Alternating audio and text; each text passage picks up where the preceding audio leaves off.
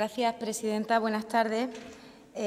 Anticipamos, para dar continuidad al relato que nos trasladaba la señora Ferri con relación a la iniciativa que nos propone en nombre de su grupo parlamentario, el voto favorable de Izquierda Unida a esta iniciativa. Sitúa bien los problemas, las incertidumbres y las formidables amenazas que se ciernen sobre un escenario que todavía no estamos en condiciones de valorar y que todavía no sabemos exactamente a dónde va a llevarnos. No obstante, queríamos trasladarles algunas reflexiones al respecto del contenido y algunas reflexiones al respecto de lo que, a criterio de Izquierda Unida, es necesario hacer para solucionar los problemas que puedan venir de cara al futuro. En primer lugar, efectivamente, del Brexit ya hemos hablado y tiene, como digo, unas consecuencias aún difíciles de evaluar, pero también las tenían la permanencia del Reino Unido en la Unión Europea en las condiciones que estableció para quedarse, con aquella tarjeta roja que le permitía revertir competencias, con aquella protección de la City, de su monopolio financiero, de las multinacionales radicadas en Londres. ¿Por qué traemos a colación esto? Porque realmente, si el resultado del referéndum hubiera sido otro, también el escenario en el que se desenvolverían las relaciones del resto de países de la Unión con el Reino Unido serían diferentes en este momento. Es cierto, por ejemplo, también tendríamos no solo la moneda del euro, sino también la libra como moneda oficial, y es cierto que estamos ante un escenario que se nos antoja desconocido y que nos preocupa, pero también lo estaríamos si el Reino Unido se hubiera quedado y, por tanto, la Unión Europea hubiera tenido que aceptar las condiciones que ponía para su permanencia. Por tanto, es oportuno, y así lo interpretamos desde el Grupo Parlamentario de Izquierda Unida, que el Gobierno andaluz, que el resto de gobiernos de las comunidades autónomas, que el Gobierno de España reflexionen en dos direcciones. En esta coyuntura que se da y que hay que procurar reorientar a un escenario de tranquilidad para los trabajadores y trabajadoras, para las empresas y para el sector productivo de nuestro país y del resto de la Unión, pero también hay que reflexionar sobre una deriva de la Unión Europea que va desafectando a población de los países miembros, que va generando contestación de los ejecutivos de los Estados miembros y que, por tanto, requiere de un replanteamiento de las propias estructuras de la Unión para recuperar la solidez y la homogeneidad de unos objetivos comunes, más allá de unos objetivos estrictamente economicistas, de austeridad, de control del gasto público que tanto daño han hecho en estos años si hubiese quedado el Reino Unido o finalmente se marche en aplicación del artículo 50. Dicho eso, también en el relato de la iniciativa vamos de lo general a lo concreto o de lo coyuntural a lo estructural,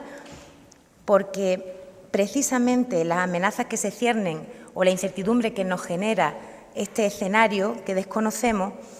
viene dado por una fragilidad objetiva de nuestro sistema productivo,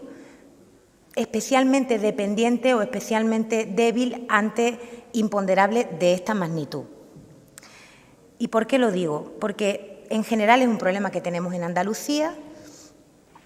pero que encuentra su expresión gráfica más concreta en la situación que atraviesa el campo de Gibraltar,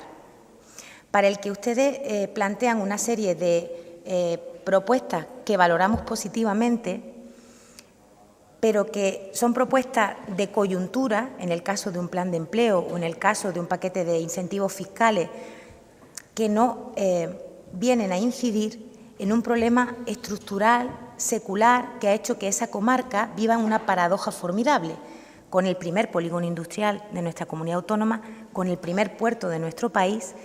y con un 35% de paro y con una localidad de más de 50.000 habitantes situada entre las 10 más pobres de España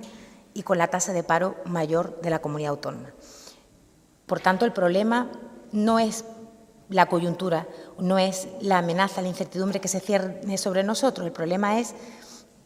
décadas de escaso talento a la hora de ver la necesidad de invertir adecuadamente en una comarca que, para abundar en la paradoja, de obtener los recursos públicos que necesita generaría no solo riqueza, no solo empleo para ella misma, que bien lo necesitamos en el campo de Gibraltar, sino que sería capaz de generar riqueza y empleo que se diferiría al resto de la comunidad autónoma. Por tanto, de todas las propuestas que ustedes nos trasladan en la proposición no de ley, desde Izquierda Unida consideramos especialmente necesaria la que incide en un problema estructural,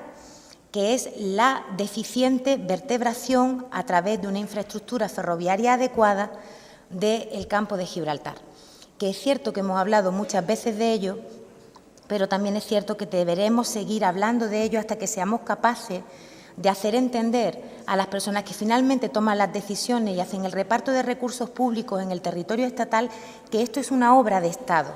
que la conexión ferroviaria entre Algeciras, Bobadilla, Antequera, Córdoba, Linares, Baeza, Madrid, la sección que comparten el corredor atlántico y el corredor mediterráneo, es de una importancia extraordinaria y que si efectivamente se hace en los plazos que se habían comprometido inicialmente con la Unión Europea, que darían cumplimiento a los reglamentos de la Comisión Europea y del Parlamento fijados de manera definitiva en el año 2013, permitirían, estas sí, generar unas condiciones sociales y económicas que permitirían al campo de Gibraltar superar la tremenda fragilidad y la tremenda dependencia que tiene de Gibraltar, porque permitiría un tejido empresarial auxiliar que pudiera fijar al territorio la plusvalía que genera la potencia del polígono industrial, que permitiría que la cadena logística se fortaleciera con la penetración, con la importación-exportación de la mercancía que ahora y en una abrumadora mayoría solo utiliza el puerto de Algeciras como puerto de transbordo. Debemos percutir en esta idea. Madrid tiene que entender que esto es una obra de Estado. Nadie puede calcular la tasa de retorno que tiene y la cantidad de empleos que generaría, por no hablar de algo que no es cuestión menor, y ya en estos tiempos que corren y con tantas cosas que están pasando. No pueden seguir saliendo 600.000 camiones de la comarca del campo de Gibraltar. Es una situación insostenible. Por tanto, queríamos trasladarles esas reflexiones,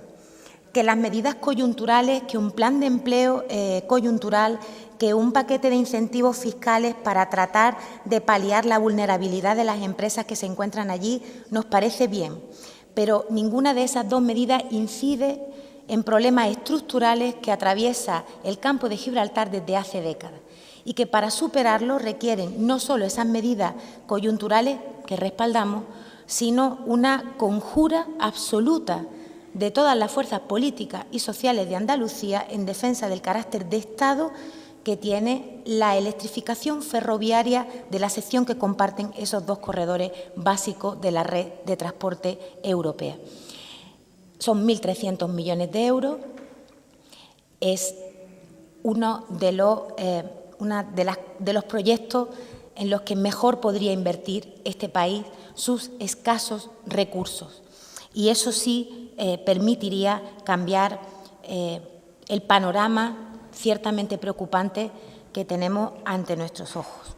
Y por último, una reflexión sobre Gibraltar en sí misma, de la que tenemos una percepción diferente quienes vivimos allí, nos hemos criado allí, que quienes solo conocen de Gibraltar el eslogan Gibraltar español, que periódicamente sale cuando hay que hablar de eso en lugar de detenciones escandalosas y de otros líos que pasan en nuestro país. Gibraltar es una población con la que al campo de Gibraltar, a Andalucía y a España, por encima de todo, le conviene e interesa una relación de buena vecindad. Cuando a Gibraltar le va bien, a la comarca del campo de Gibraltar le va mejor y a la inversa también funciona. Y con independencia de que haya que dirimir las cuestiones de soberanía u otras, esas no pueden